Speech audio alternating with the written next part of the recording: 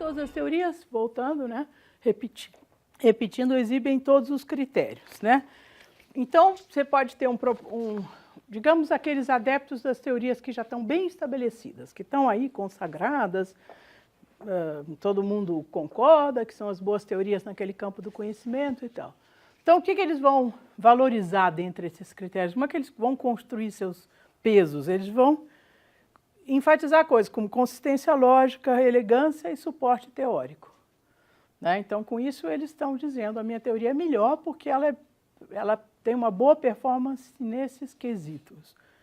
Os outros que estão propondo aí uma teoria alternativa, uma teoria, digamos, heterodoxa, vão dizer assim, não, mas as suas teorias são excessivamente abstratas, o mundo real não é desse jeito, a minha é mais realista e ela promete ser mais fecunda, gerar mais frutos, me dar mais possibilidades de explicação do mundo. Então, a escolha, né, que ele começou falando de escolha, ele faz um exercício aqui também socrático. No começo dessa discussão, ele começa dizendo, vamos escolher, como se tiver. Então, beleza, na hora que a gente conseguir escolher, resolver o problema. No decorrer da sua reflexão, ele vai dizendo assim, bom, só seria possível escolhas para teorias que fossem absolutamente idênticas ou tivessem um certo conjunto de características comuns. Então, dessas, digamos, simplicidade, coerência lógica, capacidade preditiva, destas eu escolheria aqui, são todas iguais, mas uma é melhor em capacidade preditiva, ficamos com essa. Né? Uma é melhor em simplicidade, portanto, ela envolve menos custos, a relação custo-benefício é maior, vamos ficar com essa. Ou é menor, né? Vamos ficar com essa. Então, o que o Caldwell propõe depois dessa discussão, já mais caminhando para a última parte do livro dele, ele propõe aquilo que se chama de pluralismo metodológico, né? E num determinado, ou seja, que na metodologia da economia tem que se abrir espaço para várias teorias, para um conjunto de teorias conviverem, né? A opção por uma teoria não é necessária no campo da metodologia. Quando ele apresentou essa proposta, né, essa ideia do pluralismo, teve gente que reagiu assim, bom, isso é realmente de uma modéstia cativante, né? Que legal, você está dizendo, olha, eu não sei, eu não posso escolher. O Blaug chegou a fazer a seguinte ironia, você está fazendo um tipo de proposta Woodstock, deixai que uma centena de flores se abram, né? Vocês sabem, o Woodstock, o festival, pessoal, tal, tudo numa boa, viva todo mundo, paz e tal. Paz e amor. E aí diz ele, não, mas não estou... Então, assim, será que no momento em que a coisa está muito dividida, né, o conflito está muito grande, as divergências dentro de um campo como a economia estão muito grandes e que essa posição é recomendável, quer dizer, esse pluralismo é uma posição, como se chama, datada, recomendável para condições, situações de muito conflito. Então, agora eu não consigo decidir, ninguém consegue decidir, então, paz e amor para todo mundo, né? No momento em que for possível decidir, vai ver que é porque a economia está passando uma fase muito complexa, né? A economia propriamente dita, então não consigo decidir qual a melhor teoria. Mas, passada essa fase, eu vou conseguir decidir e uma vai sair vencedora e aí todo mundo tem que aceitar essa uma porque ela é superior mesmo. Vai ficar claro, pelo menos, qual é a melhor teoria. Modéstia cativante, mas excessiva. Quer dizer, porque o pluralismo pode estar associado a uma teoria da verdade. Teve uma discussão a respeito dessa proposta, vamos dizer, do Caldwell, que é o seguinte, bom, então, por enquanto, que a gente está meio confuso mesmo, a gente fica pluralista, mas assim que a gente conseguir sair desse enrosco intelectual, a gente faz a nossa adesão. Porque, neste momento, assim que acontecer, porque a gente não pode ficar eternamente em cima do muro. Esse é bom, um muro em que vários territórios confluem, né? É todo mundo bom, todo mundo bem, estou numa boa com todo mundo, né? Dizem os desafetos, não, vamos chega uma hora a gente tem que optar. É errado ficar em cima do muro, né? Eu, pessoalmente, acho que um muro é uma posição. Se eu não consigo optar, eu não consigo optar, grande coisa, entende? O que não quer dizer que enfim, essa não decisão não é necessariamente equivocada, não é necessariamente um erro. Ela pode ser absolutamente sincera e pode ser a posição que a pessoa pode ter naquele momento, não importa. Mas o pluralismo do Caldwell quer dizer o seguinte, olha, porque o pluralismo tem muito a ver com a tolerância, né? Com a tolerância, com a divergência de ideias, né?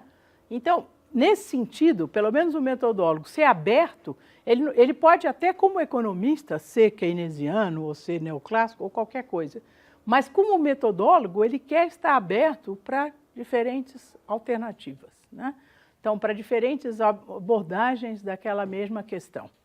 Portanto, o pluralismo é uma posição do metodólogo, segundo o Caldwell, aí, é assim que ele está dizendo. Então, vamos continuar a definir um pouquinho, porque eu tenho um pouco de medo de vocês ficarem só com esses slides. É verdade que agora vocês têm as aulas que, de repente, vocês podem ter a paciência de voltar e ver na televisão, na internet. Mas, de qualquer forma, essas frases estão muito codificadas para quem não leu os textos originais. Eu não entendi o que isso quer dizer com uma teoria da verdade. Uma teoria da verdade que é o seguinte, vamos fazer um contraste, você tem uma posição relativista, não é possível encontrar a verdade, portanto é de um ceticismo e tal, então qualquer coisa, certo? Daí que segue qualquer coisa. Mas existem pessoas que preocupadas em descobrir a verdade. Elas não têm certeza se vão achar, aliás, elas duvidam muito que sejam capazes de achar definitivamente a verdade, mas elas não desistiram de buscar a verdade e, como cientistas, elas não abandonaram essa busca. Então, o pluralismo pode ter associado a ideia de que você, tendo essa tolerância em relação a diferentes pontos de vista, é mais fácil você chegar perto da verdade. Então, agora, finalmente, vamos definir o pluralismo segundo o texto, o Caldwell. É uma proposta de avaliação crítica do potencial e das limitações dos vários programas de pesquisa. Então, o pluralismo está disposto a avaliar, de um ponto de vista crítico, os vários programas de pesquisa do ponto de vista do seu potencial, daquilo que eles conseguem e daquilo que eles não conseguem.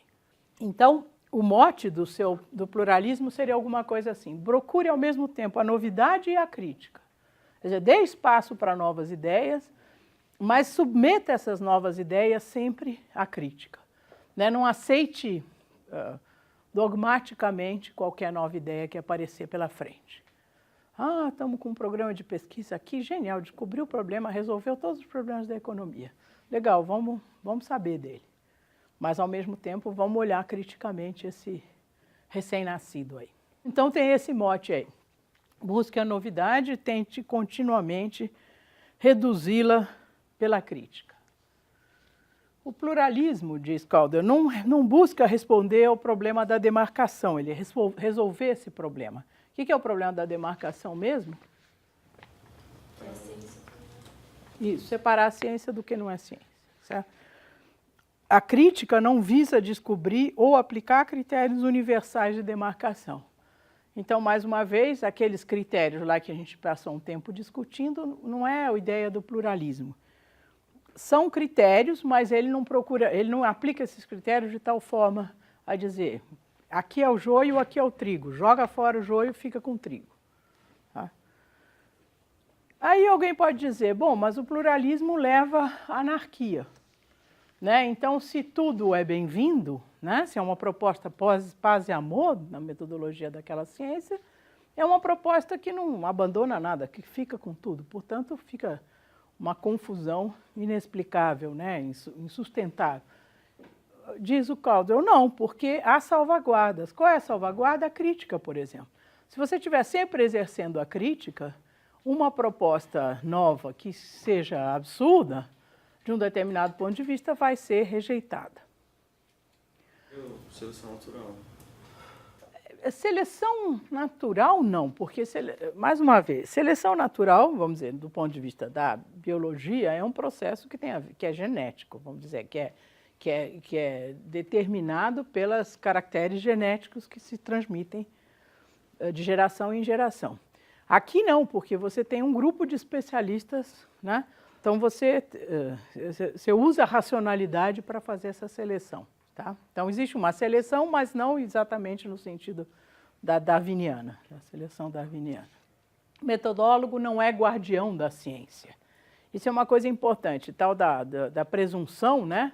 Depois de um livro inteiro, de todo o estudo que Caldwell fez, ela foi temperada, né? Então, tá bom, tinha grandes pretensões, agora eu sei que eu não sou capaz de dar conta de toda a minha presunção.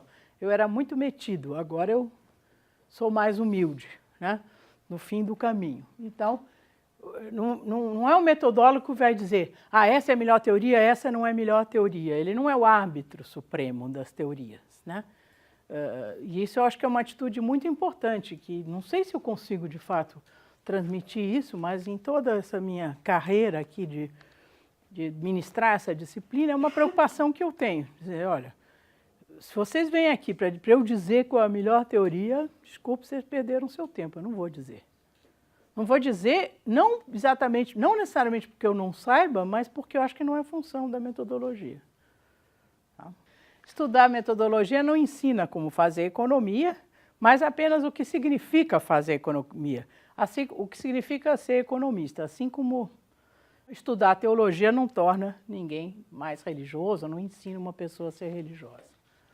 Tá? Então, o estudo do método é simplesmente isso que ela faz e que, no final de um curso como esse, o que a gente espera é que as pessoas façam as mesmas discussões num patamar um pouco mais elevado, sejam capazes de discutir as mesmas questões, de propor questões melhores e de discuti-las num patamar mais elevado, é tudo. Bom, então aqui nós acabamos com o pluralismo. Em poucos slides nós demos conta desse tema do pluralismo. Acho que o Caldwell é um texto, é muito acessível, vocês falaram em acessibilidade, em boa retórica, acho que e ele fala muito simples, o que é uma virtude e que não está presente em todos os autores importantes, em todos os bons autores.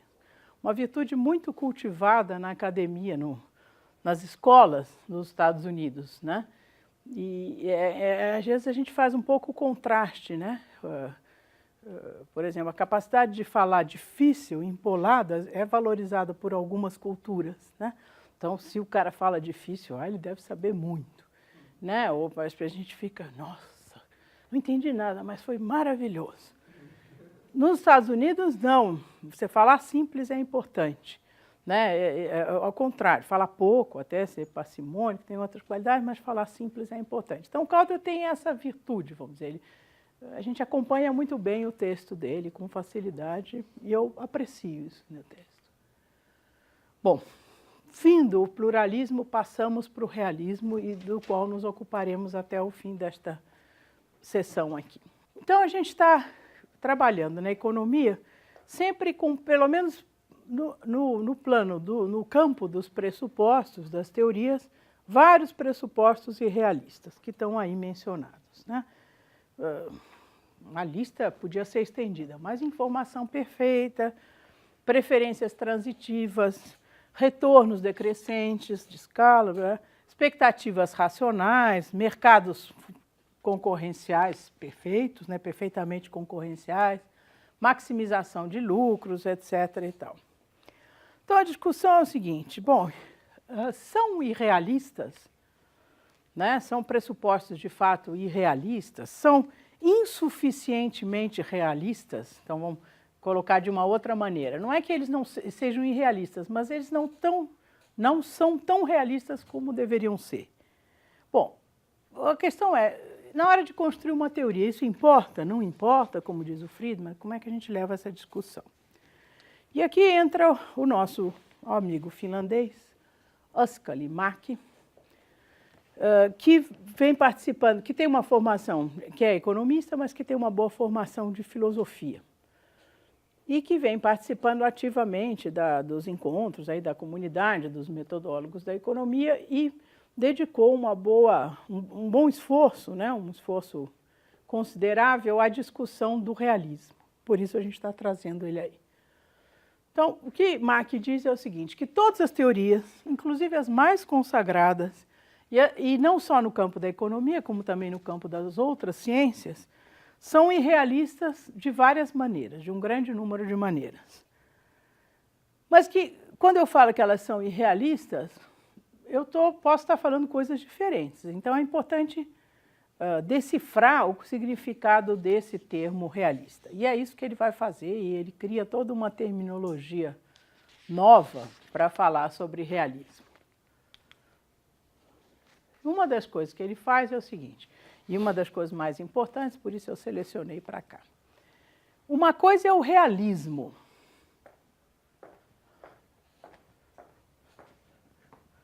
Cadê meu? Está aqui. Uma coisa é o realismo.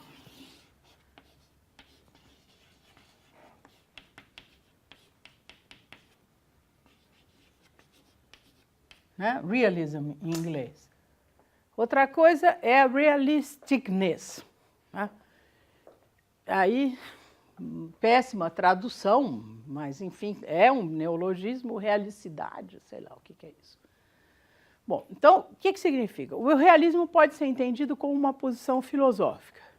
Qual que é essa posição filosófica? É a posição, por exemplo, da concepção aristotélica de verdade, de realismo. Então,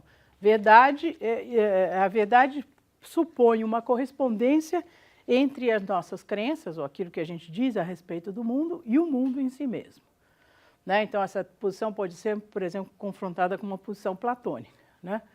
Então, existe o mundo externo, né?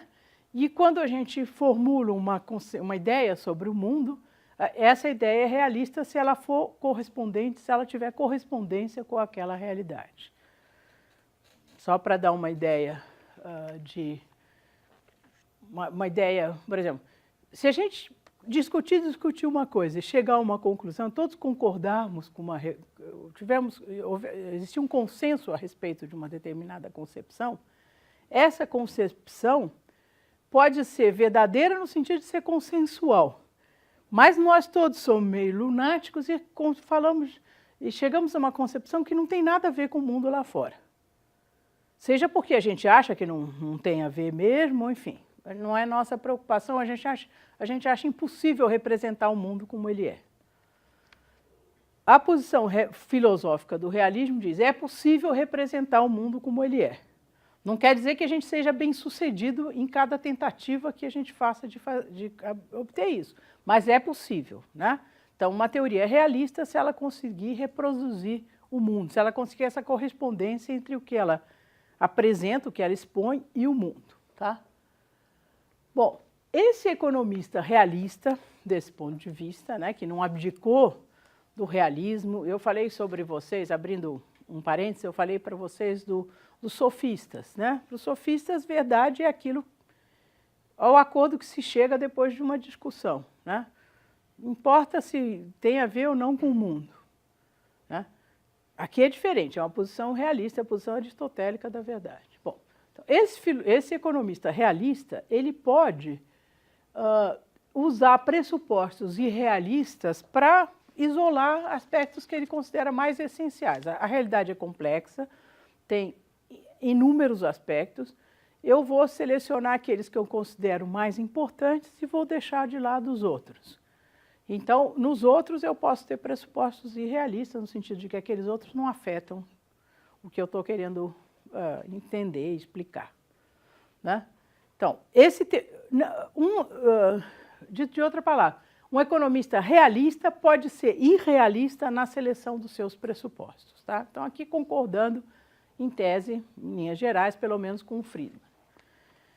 Então, mais uma vez, enfatizando a diferença, essa tal da realisticness é propriedade dos modelos, né, ou das teorias, enquanto o realismo é a tese filosófica, que é uma postura metateórica, que vai além da teoria, além dos modelos. Modelos que são realísticos no primeiro sentido, ou realistas, não são necessariamente no segundo e vice-versa, né? Então é possível, imagino que isso seja claro para vocês. Então, na hora que eu estou empregando, por exemplo, na montagem da minha teoria, pressupostos que são idealizantes, que são representações do mundo, né? Um mundo sem concorrência, um mundo em que as pessoas, que são todos homens econômicos, um mundo em que a informação é perfeitamente, pelo menos a informação relevante é perfeitamente disseminada, etc. Esse economista realista constrói teorias que pretendem explicar o mundo, apesar dos seus pressupostos serem realistas. O que ele fez com os pressupostos foi simplificar um pouco o mundo, em vez de pegar um mapa. Ele introduz a questão da escala no mapa, porque imagine se ele tivesse que lidar com um mapa um por um. Então, ele omite várias coisas da realidade, mas isso não prejudica a sua compreensão da realidade. Tá? Então, depois a gente vai ver vários exemplos que o Mack dá de irrealismos, né, nos pressupostos.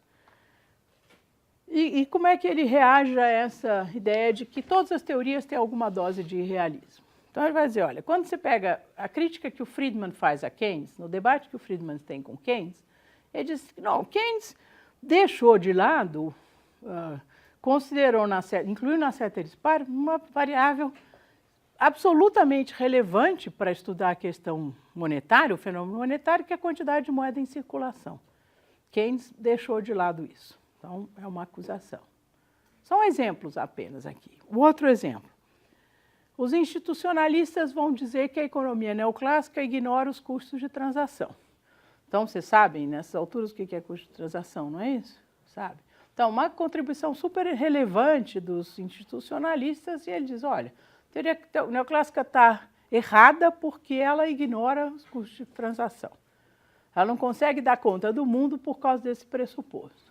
O Coase chega a falar, olha, é uma economia, blackboard economics, né? Uma economia de quadro negro. Ela funciona na hora que a gente põe numa lousa. No mundo real, essas economics não funcionam. Né?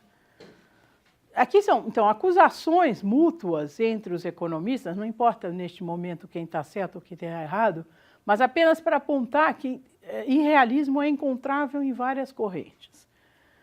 O Lucas quis usar o pressuposto de informação, plena informação relevante. Claro que o cara não tem todas as informações, o agente, mas as informações que importam para aquelas decisões que são tomadas naquela situação específica, ele possui.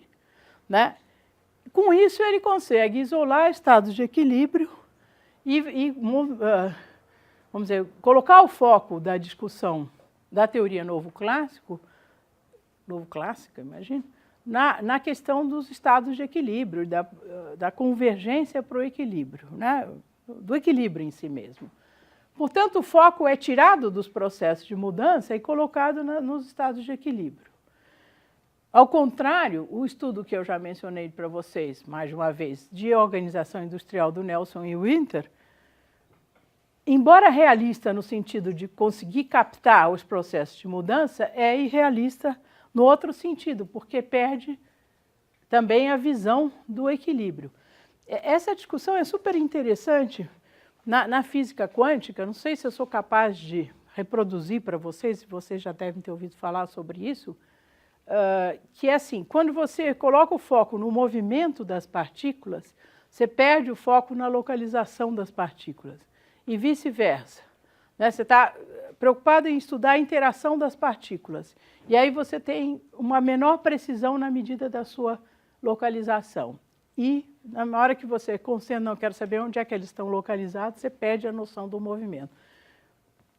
Mutatis mutandis é isso que acontece na discussão entre o Lucas e o Nelson e o Winter. Mas aqui o importante é o seguinte, irrealismo existe nas duas teorias. Né? Alguma dose de irrealismo, só que é um irrealismo diferente. Modelo ricardiano ideal de economia moderna exclui a questão da utilidade e da escassez. Coisas que têm um papel fundamental no modelo ideal de Jevons de economia alocativa. né? Então, mais uma vez, duas correntes em confronto, uma dá uma grande atenção à questão da utilidade e da escassez, que é a ideia do Jevons, para outra isso é secundário. Uma maneira de dizer o seguinte: acusações de realismo são possíveis para praticamente todas, talvez todas, as teorias que estão na praça aí. Então, o que a gente faz com isso, né? Bom, a conclusão do Mark é que o que a gente deve discutir não é essa questão de realismo ou irrealismo do ponto de vista abstrato, né? Mas o papel que tem esse irrealismo ou essa dose de realismo na construção teórica. E para que a gente faz isso, né? O que nos leva a discutir isso? Por considerações que ele chama de ontológicas. O que é ontologia, hein? Alguém sabe? É uma palavra que está sendo muito dita ultimamente, né?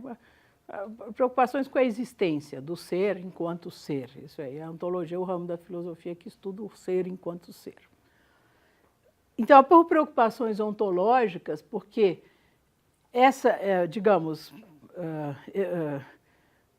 esses aspectos que são colocados como, esses pressupostos irrealistas são considerados, esses aspectos que estão colocados nos pressupostos irrealistas são considerados secundários, não são esses os mais importantes no fenômeno?